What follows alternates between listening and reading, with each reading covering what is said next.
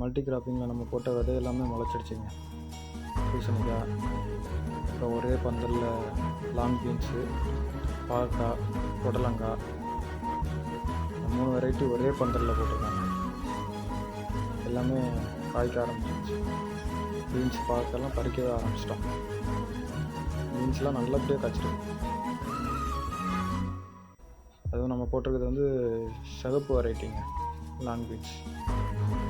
புடலங்காயெல்லாம் பிஞ்சு வச்சுருக்கு. இன்னும் ஒரு வாரத்தில் அதுவுமே பறிக்க ஆரம்பிச்சிடலாம். லாங் பீன்ஸ்லாம் இவ்வளோ காய்க்குன்னு எதிர்பார்க்கவே இல்லை. எல்லாமே வீட்டு தேவைக்கு தான் போட்டிருக்கோம்.